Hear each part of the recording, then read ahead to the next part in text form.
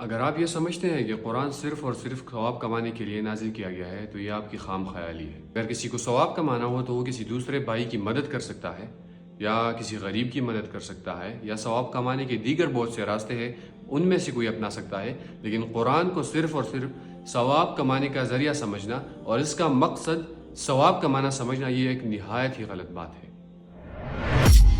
اللہ تعالیٰ نے قرآن میں کہیں یہ نہیں فرمایا ہے کہ میں نے یہ کتاب ثواب کمانے کے لیے نازل کی ہے، بلکہ جگہ جگہ اللہ تعالیٰ فرماتا ہے کہ میں نے یہ کتاب خاص ہدایت کے لیے نازل کی ہے۔ قرآن کے پہلے ہی پارے میں اللہ تعالیٰ فرماتا ہے کہ ھدی للمتقین، یعنی یہ کتاب متقین کے لیے ہدایت ہے۔ اس کے علاوہ دوسری جگہ پر اللہ تعالیٰ فرماتا ہے کہ کتاب انزلناہ الیک مبارک لیدبروا آیاتہ، یعنی یہ کتاب اللہ تعالیٰ نے اسی لیے نازل کی ہے تاکہ لوگ اس کے آیات پر غور و فکر کر سکے۔ یہاں پر کسی آیت میں اللہ تعالیٰ نے یہ نہیں فرمایا ہے کہ میں نے قرآن کو ثواب کمانے کے لیے نازل کیا ہے۔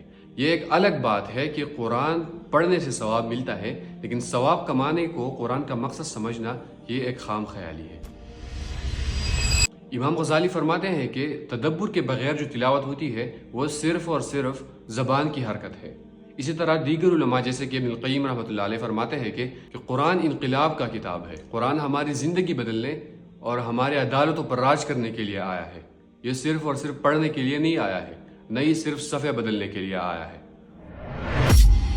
اسی طرح اللہ تعالیٰ قرآن میں نبی اکرم صلی اللہ علیہ وسلم سے فرماتے ہیں کہ وَأَنِحْكُمْ بَيْنَهُمْ بِمَا أَنزَلَ اللَّهُ، کہ لوگوں کے درمیان اللہ تعالیٰ کی نازل کردہ کتاب کے مطابق فیصلہ کرو۔